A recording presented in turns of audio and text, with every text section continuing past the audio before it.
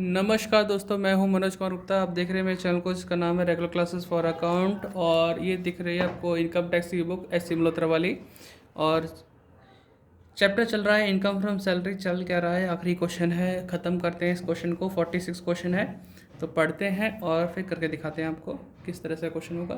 तो स्टैंड नीचे करते हैं, आपको बताते हैं। और स्क्रीनशॉट जरूर ले लेना, जिससे कि आपके पास अगर बुक नहीं है तो आप स्क्रीनशॉट से आप समझ सकें क्या हो रहा है। ठीक, तो यहाँ पढ़ते हैं। A company appointed x in Delhi at a package of 7 lakh per annum दे रखा है। The company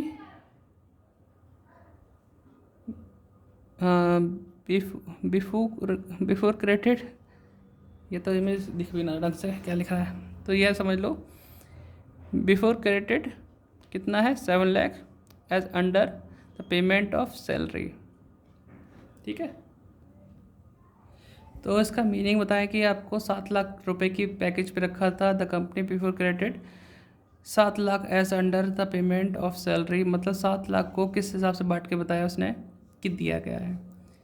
basic salary 3 lakh है, और ये एनुअली मान लो, सब कुछ एनुअली हिसाब किताब है, सबको पर एनम के हिसाब से। ट्रांसपोर्ट अलाउंस 20,000 दे रखा है इसमें। और आपका replacement of medical bill 15,000 taxable रहता है। ये स्पेशल अलाउंसेस आ जाएगा, टैक्सेबल है ये आपका। ठीक है, और फिर यहाँ पे हाउस रेंट अलाउंसेस दे रखा है, वो आपको सॉल्व करना पड़ेगा। और ये कहाँ का, दिल्ली की बात है, तो आप समझ लेना 50% सैलरी जरूर आएगी। Deposit in approved gratuity fund में 21,000, तो ये नहीं आएगा। वो कि क्यों नहीं आएगा बताऊँगा मैं।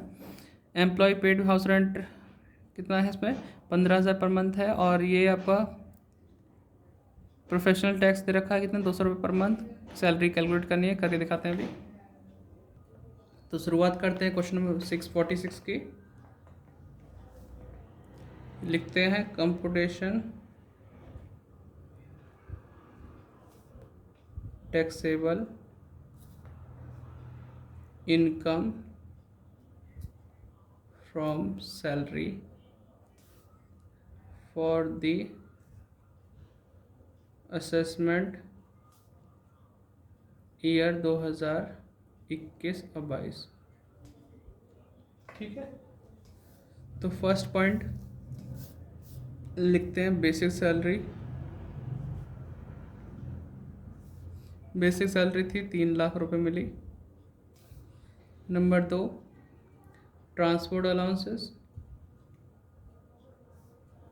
ट्रांसपोर्ट अलाउंसेस कितना मिला, 20,000 रुपये। पूरा पूरा टैक्सेबल हो जाएगा, एग्जाम नहीं होता। नंबर 3, मेडिकल बिल्स के बारे में है।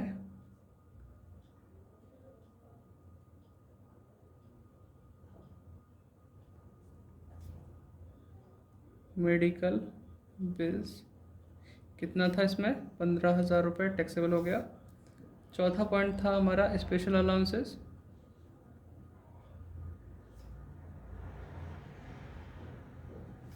₹2 लाख, तो वो आ गया टैक्सेबल। पांचवा पॉइंट था हमारे पास हाउस रेंट अलाउंसेस। तो हाउस रेंट अलाउंसेस, तो इसे सॉल्व करना पड़ेगा।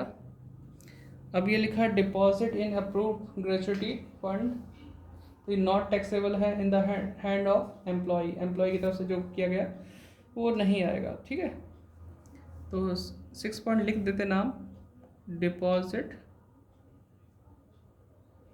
इन अप्रूव्ड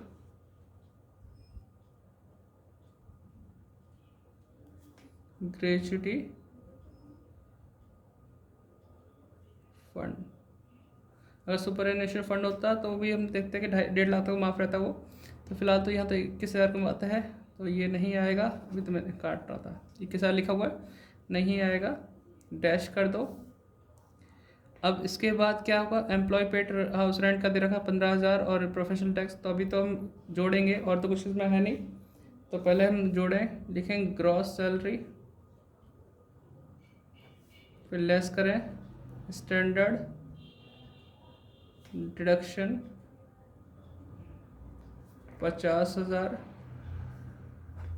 फिर माइनस करेंगे टैक्सेबल सैलरी आ जाएगा।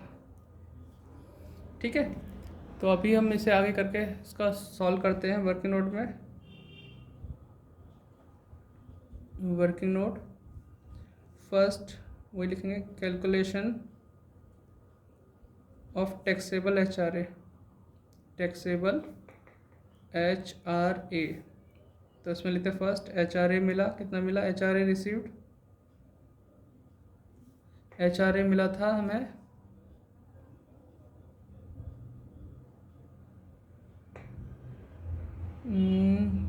1,44,000। ठीक है, number 2 excess rent paid over 10% of salary. ठीक है, इसमें फॉर्मूला होता है rent paid minus 10% of salary. तो रेंट पेड कितना था इसमें, 15,000 रुपये पे हो रहा था, 15,000 इंटू 12, 1,80,000। ठीक है, माइनस बेसिक सैलरी है, DA ये नहीं है इस पर, और कमीशन सेल नहीं है, तो 3 लाख है सैलरी। इसका 3 लाख का 10% निकालेंगे तो ये आ जाएगा 30,000। तो ये हुआ 1.5 लाख रुपए। देख पा रहे होंगे, थोड़ा ऊपर कर लेते हैं। 1.5 लाख आ गया सेकंड पॉइंट। थर्ड, हाउस कहाँ था, दिल्ली में था ना। 50% ऑफ सैलरी, तो 3 लाख सैलरी थी, 3 लाख का 50% करेंगे तो 1.5 लाख आएगा। तीनों में से कम क्या है, यही कम है, HRA जो मिला है। ठीक है, तो HRA जो मिला वही कम है, तो मैं यहाँ लाइन लिखता हूँ छोटी छोटी,